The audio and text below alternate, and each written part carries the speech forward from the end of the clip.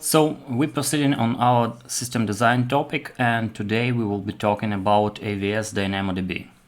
And this lecture will be especially interesting for people that has strong SQL background, because most of them doing many mistakes when thinking that DynamoDB can be handled in the same way as SQL database. So today we will cover mostly all of the things about the DynamoDB. Why? Because there are not so many of them. It's very simple database, not because of how we should work with it, but because of amount of features that it has basically.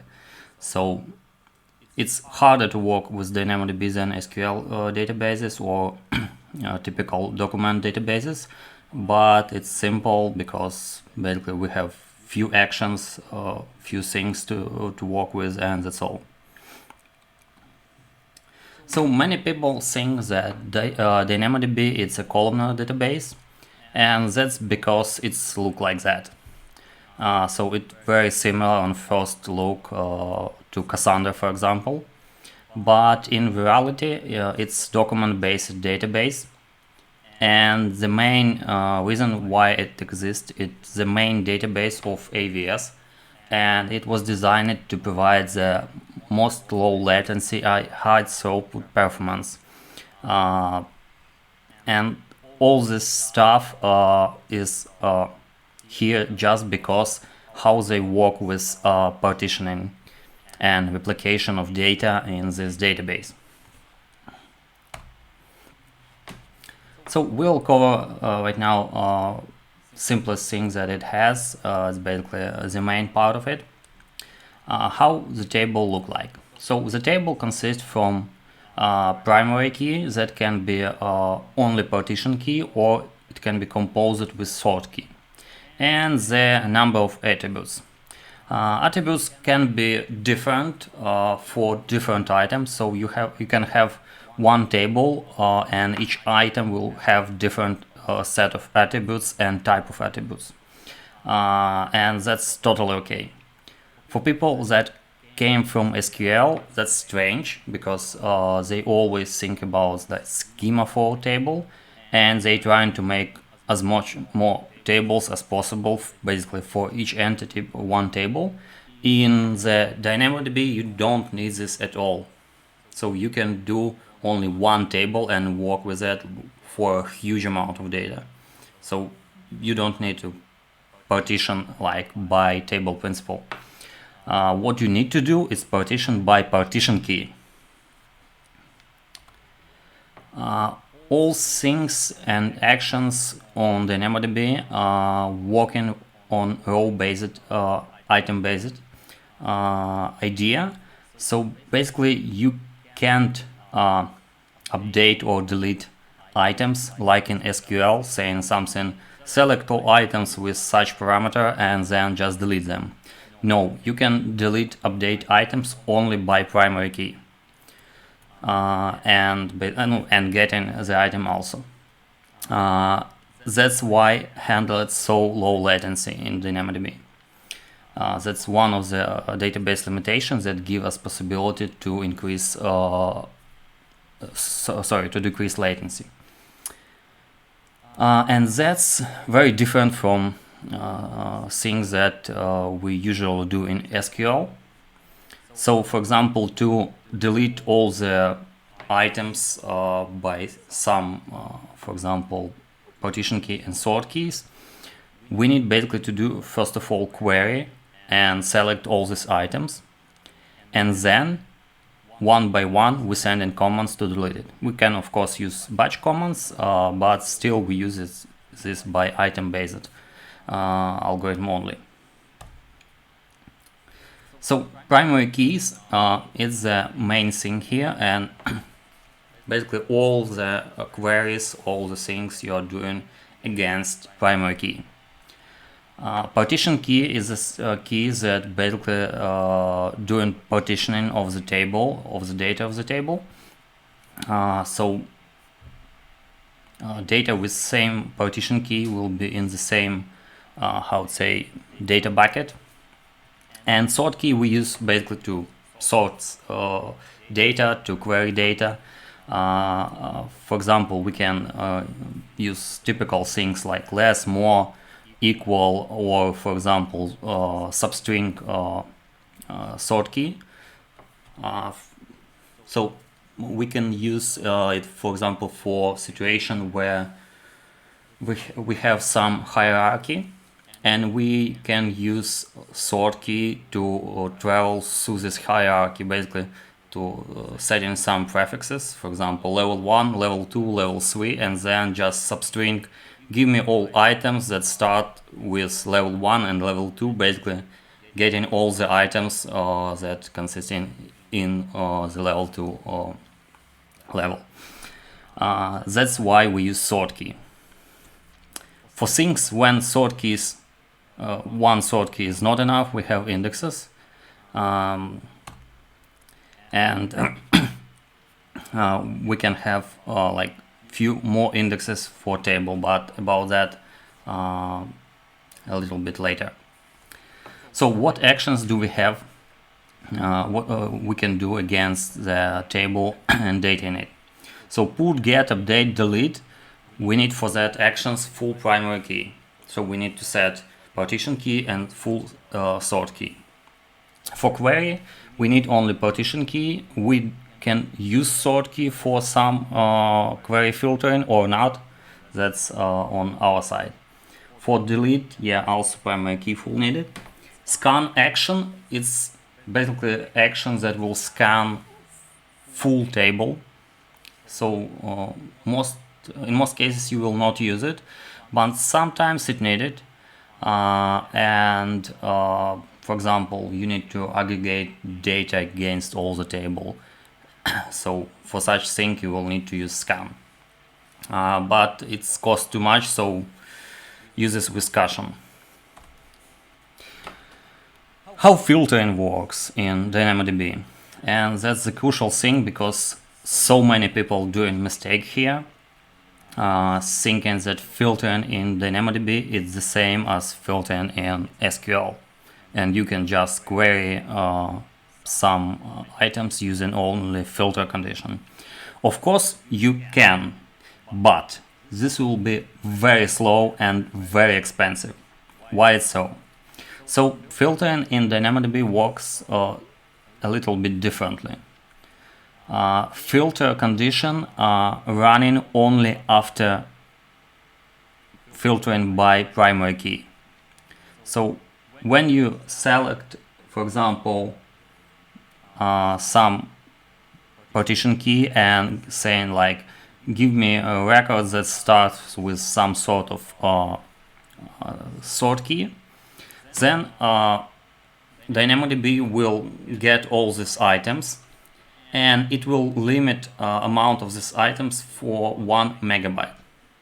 So you have only 1 megabyte batch for processing some amount of items. If you have like more than 1 gigabyte or 1 megabyte, then it will be another step. So it can run iteratively, like 1, 2, 3 batches, and for each batch, when it get all this data, will run filter condition. So in first place we get some part of the data from the table, and then on the data we run filter condition. So if you have too many items that you select and that not fit in 1 megabyte, then you will run like multiple times against table, and for each this run you will run filter condition. That's why it's slow, and that's why it costs too much, because each such action it's like more and more money that you spend on operations. So don't do like this. Always use only primary key for filtering. Filter condition only use it to limit amount of data. Under data I mean attributes that you get from that table after you run in query. So for example, you need to select only usernames. You don't need whole the user profile. That's when you can use filter condition, for example. Something like that. So don't use filter condition for querying. So as I said before, we can have more than one index.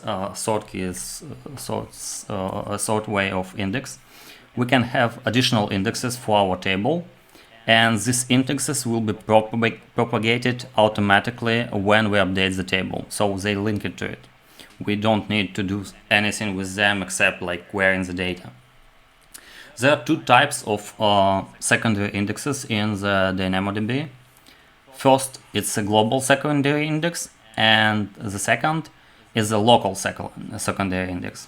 The main difference here is that local secondary index is defined only when you create the table. You can't create it after it. A global secondary index can be added after you create the table. So when you design your schema, try to use local indexes as much as possible when you're creating the table, because you can use them after that. And global secondary index you can add as you need more and more functionality, for example, or additional querying patterns, something like that. So you can always add them, delete them, do what you want. Another thing, big difference between them is that global secondary index use totally different primary key, and the local secondary index use basically you can define only additional sort key. So, for example, in our example here, we have inverted index. What is inverted index is that we basically swap partition key with sort key and create this index. So we have like different ways, and that's all. Why? Because in such way we can, for example, query by order partition, user profile, and all items for that order, for example. But we will talk about this a bit later in the example section. So for inverted index we use totally different primary key. So for some reason I forget to swap this thing, user Alex and profile Alex, but doesn't matter. So we have here item and order, and here we have order and item, so we swap them. That's a totally different primary key.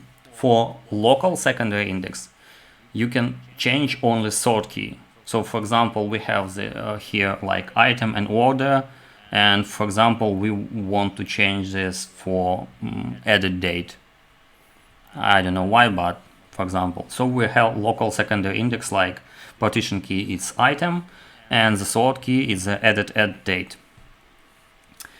Another thing that you need to understand that in the table primary key should be always unique. You can't have like two records with the same primary key. I mean like same partition key and same sort key if you have sort key. In the indexes you can do this. So you can have like two items with same primary key. That's the definition of indexes, and that's give you ability to how would say make more ways how to query the data. So for global secondary index you can create basically 20 per tables for right now. Before it was a little bit less, but like a few years after they updated the limit. As I said, you can create it only you can create it at any time after the table created. Can have totally different primary key, and the one thing that you need to understand is the same for global secondary index and primary secondary index. It's the data types that you use in field that been used for keys in indexes should be the same for table and for your indexes. So you can't have, for example, in table some field like number, and in the same field for primary key in the index to be the string. You will get an error for that.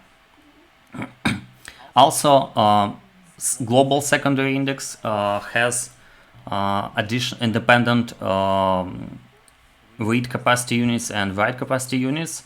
That's basically things that you're paying for. It's the way how the DynamoDB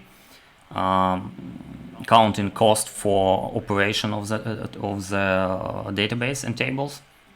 So for table you set them, and for global secondary index you can set them independently. For local secondary index you can't.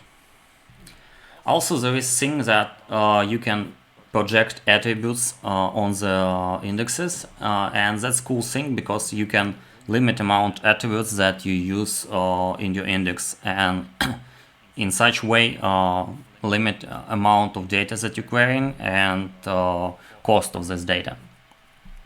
You can use only query and scan operation against indexes. Why? Because we basically duplicate the data, and there is only one-way replication from table to indexes. We don't have replication from index to table, and that's why we can do different types of operation like updating or getting, because for get we also need to have uniqueness of primary key, which we don't have on indexes.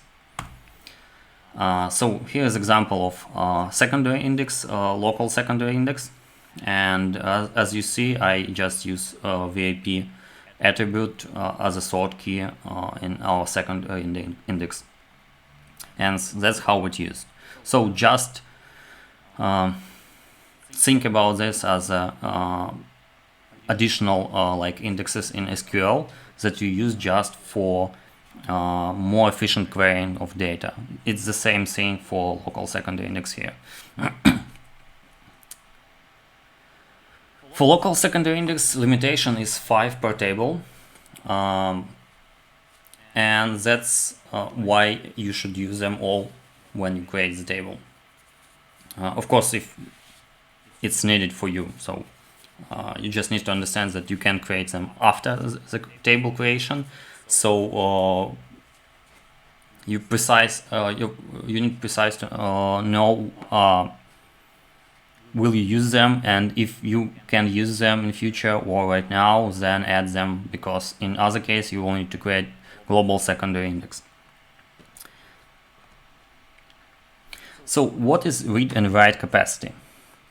So basically it's the thing that you mostly paying for in DynamoDB. So there are two types of costs that you have. First of all, that's cost for operation, that read and write, and the second is storage. In most cases, storage costs not so big against that operation cost. So operation costs in most cases much more, and also as we can separate types of tables like for more throughput or for better for like storage handling. So if we have like more storage needed, then we can use the second type and it will be cheaper. But I strongly recommend to not use DynamoDB as an archive database. So if you need just to save some data and query them like once per year, then just write this data on S3, use aggregation tasks or lambdas or anything else to get this data. It will be cheaper, simpler, and like bulletproof, because when you're talking about like document database, it's more for some operation, not just saving for sometimes in future. So read capacity units and write capacity units. So one read capacity units is strongly consistent read or two eventually consistent read with amount of item of 4 kilobytes.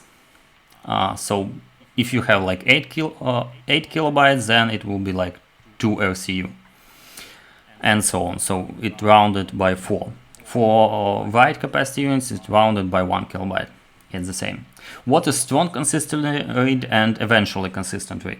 So strong consistent read is when you querying the data and saying give me some data like this, and it will give you data even with that data that, for example, can be written right now to the database.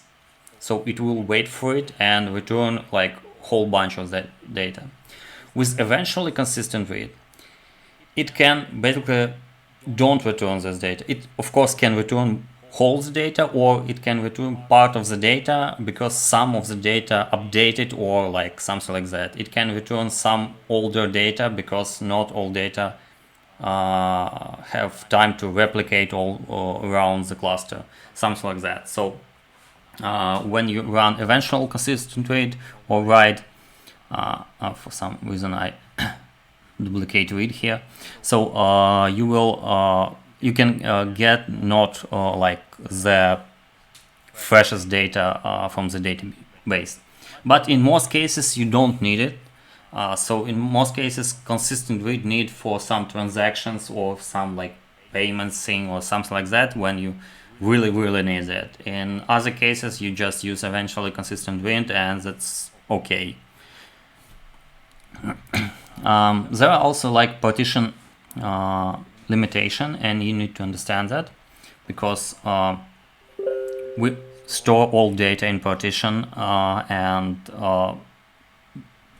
from that point we base it on partition, and if partition limited to some amounts and we overcome this amount, we will have problems.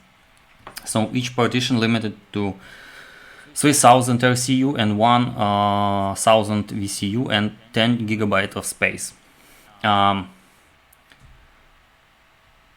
When we overcome this limitation for capacity units, we'll have throttling on the partition. Of course, if we set the maximum capacity units for our table, because it can be dynamically set, or we can set it manually.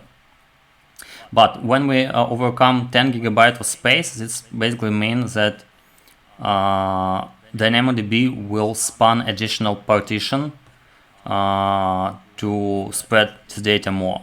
But if our partition basically consists from one partition key, then we will have also error because we can't partition one key that unique on two keys.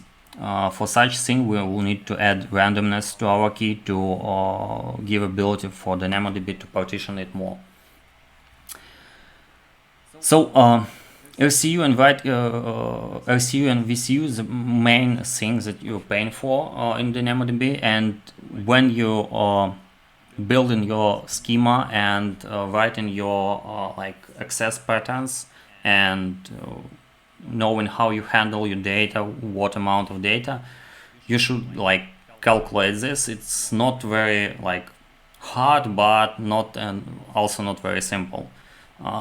So you should know your consumption of the capacity units on the DynamoDB to not get throttled or additional problems with running your database.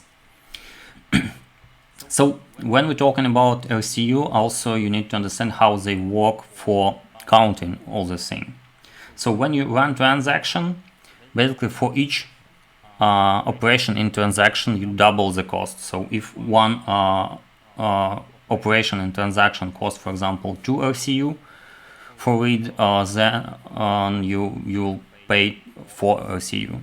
Same for write. When you have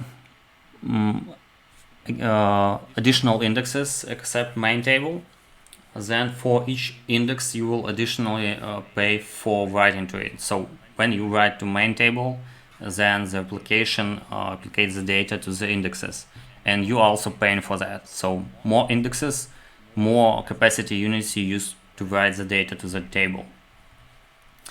So when it comes to calculating the money, DynamoDB trying to cheat on you, because when you're talking about size of the item, you think that if you, for example, want to get in batch 3 items for 1 kilobyte, then you will be paid for 3 kilobyte operation.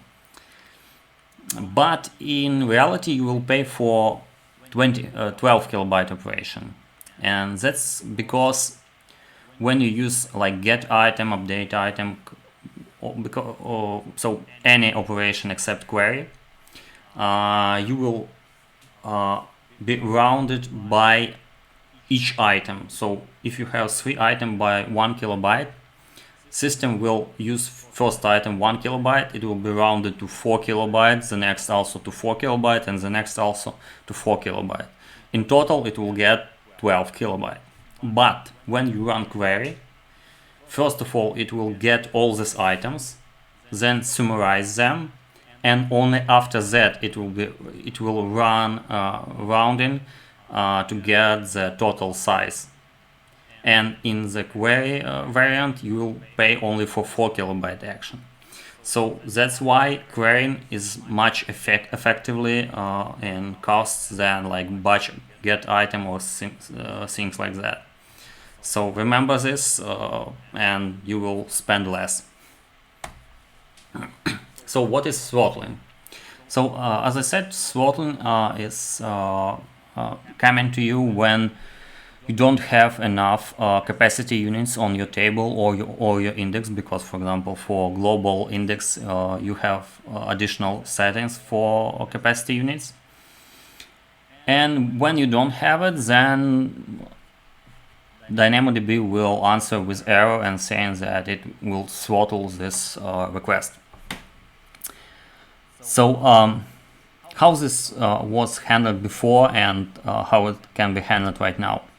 So when we're talking about table and partition, you need to understand that when you create a table, you set the capacity units for table if it's not dynamic.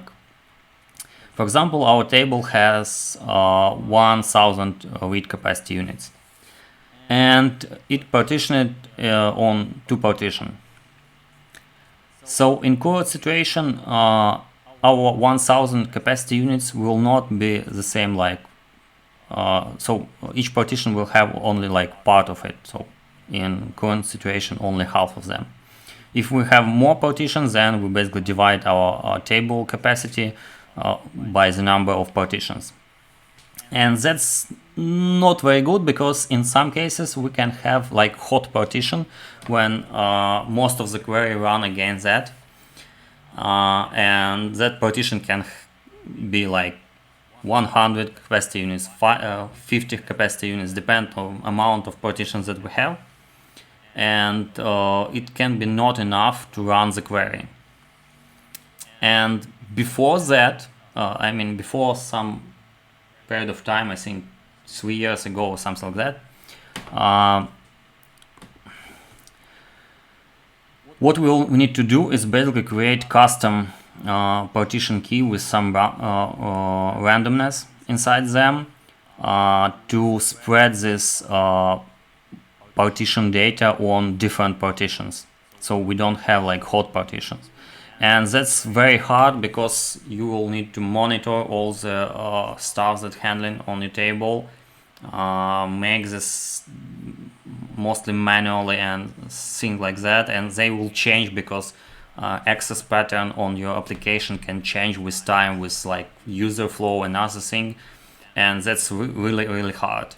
But a few years ago, AWS created feature for DynamoDB called adaptive capacity, and what it does is basically take free capacity from partitions and move that capacity to the partitions that need it. So by such way, you basically have dynamic capacity against your partitions, and that's cool. But don't forget that we still have this limit on 3K read capacity and 1K write capacity.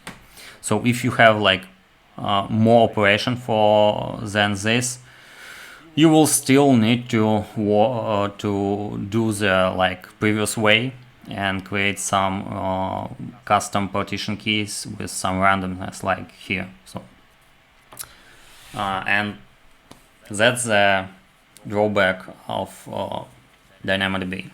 But it's very complicated to get on this side to that situation. you will need like really a high load application to get into these problems. So if you're not making second Facebook or things like that, then don't bother with that right now. What it have additionally? Few years ago they also added transactions. I don't know when they added TTL on streams, but like in the period of 5 years, I think. And also there is a thing, global table, I forgot to mention it here. What is global table? It's basically a multi-region replication for DynamoDB.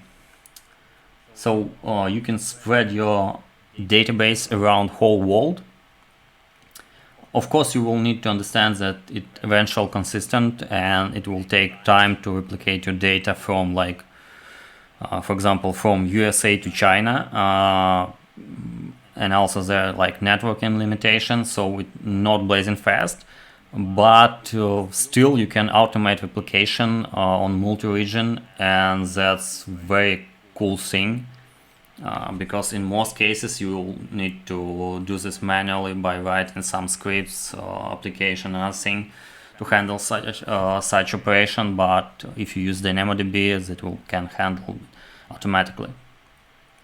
TTL is a cool feature that gives you ability to save money on deleting items, in some cases of course. So you can set TTL on the item record, and it will be handled the same way as it handled, for example, in Redis. It will just delete the item when the TTL came to the time. The only thing you need to understand that it can take up to 2 days to delete this item. So always check this TTL date when you running when you use these items, for example, to give access to something, or like some payments, or some sort of like things that need to be like strongly checked. So always check this in the code also, because you can query the deleted item and think that it's okay, but in reality it should be deleted already. Transaction is like the thing, like the same as in SQL. The only thing that it's limited by different things. For example, we can have only like 100 operation in transaction and up to 4 megabyte of item size. How item size calculated is the same like for get items query for RCU units. But the cool thing that we can run transaction against different tables, and it's really cool, because in similar solution we don't have such ability. We have also write idempotency, setting the client token for request, and that's a cool thing because you don't need to bother yourself in application code to make sure that your write request will not duplicate. For example, when you add money on account in the game, you will not add this money twice or remove them twice. You do only one operation if you run like few requests against the database. But that works only in a time frame of 10 minutes. But really, 10 minutes is very enough to like cover all this stuff. Also, transaction has condition checks, manual condition, custom condition checks. I mean, so you can set condition to choose if the transaction should fail or not. And also, it's optimistic concurrency. I think in all solutions similar to DynamoDB. So most of them use optimistic concurrency, and it basically commit your actions only when items that you're accessing was not changed by other clients, processes, and other things when you like run transaction. Streams are also cool things that can be used for different types of like pipelines, flows, and other things, and it really works well. So for example, you can use for archiving the data from your database. So for example, you can set TTL for some item, then when it will be deleted, it will create event in your stream with this item, and you basically run some, for example, Lambda functions that will save this item to the S3 cold storage, and in such way you can handle like archiving your data on the cold storage automatically without any like additional huge code or something like that. So, sorry, I will take a little bit of water.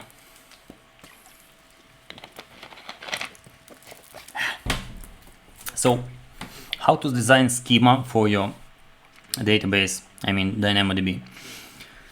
And here we came to our SQL friends. So many of them will try to create different types of table for each entity, and you shouldn't do that in all situations except you really understand what you're doing and why.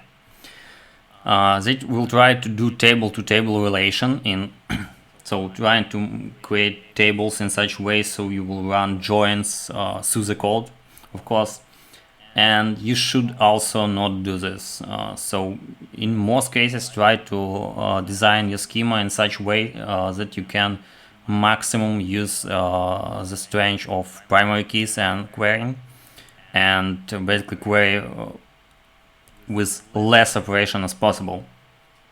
And also, as I said, attribute filtering that I show in a previous example, they also will do that, so please don't. That's a huge problem. I saw the post earlier this day about that problem when guy was saying that I think they increase speed of their application in 1000 times because in the application they exactly was using filter attribute filtering like in SQL. And after they switch into primary keys querying and remove this filtering, they basically get the 1000x bust, and that's a huge. It's a huge like speed, but it's a huge by the money, because when you filter like this, that's a ton of money. So don't do that. So how to design schema? First of all, choose type of design. You can use one table or multiple table. In most cases, one table is enough for most of the application. If you like limited to amount amount querying like indexing and things like that, you can use multiple table. You can even use same data in multiple table if you like need more and more querying possibilities. But I would recommend you to split like entities or redesign the entities of your objects that you use to make it more efficient. After that, you prepare the relationship entity relationship diagram, and that's basically what entities you have, how is it related to each other. I don't mean that how to relate in the way of SQL database. It's not SQL schema at all. It's just data schema. So, for example, you have user. User can have multiple addresses. So you have user entity, addresses entity. User can have multiple phones, additional entity phones, like things like that. And there is a relation, of course, like one-to-many for phones and addresses from user. That's an example of entity relation diagram. Define your access patterns. So you will need to define what you're querying from your database, how you write there, what type of data you select, and things like that. Why it needs so? Because it's the most important thing for understanding how to design your primary key and indexes, and understand how to handle your data. So because you will need to make your patterns work correctly with your primary key and indexes. So here's a small example of eCommerce orders. So we have users entity, addresses entity, orders entities, and items entities. all relation basically one-to-many. Here's our access patterns that we can have here. So for example, get user profile, get user addresses and main address, get user orders, get order with items, and for example, get open orders. For each of them, we will for different types of them, we will use different approaches to handle them. So for like users, addresses, and like orders and open orders, we just use our primary table. So we'll save data like this. So we have user partition, item partition key. As a sort, we have order and profile. So here the catch that I was saying before about hierarchy data access. If we make sort key like this, that what we can do to select the main address. So we have like addresses and main address. So we can select like this, begins with profile main, and then we will select only like main profile, of course, with all profile data, and we will select main address, only main address. But we can have like more and more addresses here. The same for fonts or other things that can be multiple. So in such way we can limit the amount of data that we will get with one request and get only that data that needed for most of the operation on our backend. Another way we can, for example, for addresses and multiple types, use the JSON field, map field in DynamoDB, but basically it's a JSON, and store all these things there. But when we do this, we will have much more storage needed to save this item, and of course, when we will run operation against them, we will pay more for accessing this item. So there is like pros and cons using this called like vertical scaling, I think, and this is called horizontal scaling. I think I don't remember for sure, but as I think this like vertical scaling in most way better because when you use like JSON fields, developers can just save ton of information there without you knowing until you will get errors on your monitoring side. Why? Because they in most cases don't know anything about handling this data, and you will just give them ability to write there, and they will write there, and no matter how many information they need to store. So that can be a problem. In such way, you will like lock the ability to write in the database in the way that can make a problem here. So for getting the user and addresses, we basically setting partition key to user Alex, and for example begin with profile and selecting all this data. For user and main address, we're saying profile main, and basically saying this, getting this data. For user orders, we just say user and order slash, for example, and getting all orders. If we need open orders, here we can use like filtering condition. So that's the way when we really can use it. So we limit amount of items by orders and partition key, and only after that we'll use filtering condition, and that's totally fine. To get ability to select items with order and user data, we'll need to make additional global index, and what we'll do basically create inverted index as I was showing before. And in such situation we just can get request by partition order and get user data and item data. in one query. And that's simple as is. So as you see, the main thing here is carefully design your primary keys and access patterns. And if you will do this, then you will have no problems with DynamoDB at all. Always remember that. What additional things you can use here is Sparse Index. So what is Sparse Index?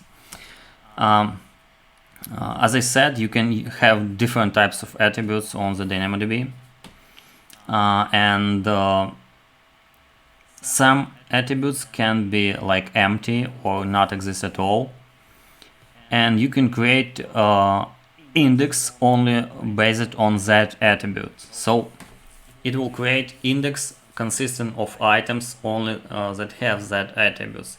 That's why it will be a sparse index, because it will not consist of all items from main table. It's cool to do this because it's really limits the amount of data that you store, and like limit your query patterns, and you pay less. So that's the cool stuff that you can use. About detail and saving to cold storage, I already told that. So it looks like that. So I hope you were enjoyed watching this lecture. If yes, subscribe. If no, also subscribe. I need more subscribers on my channel to give more interesting videos. Also, don't forget to pet your cat if you have. If no, then go to the store or to the street and get one so you can pet it. On that, I will say goodbye to you and have a nice day.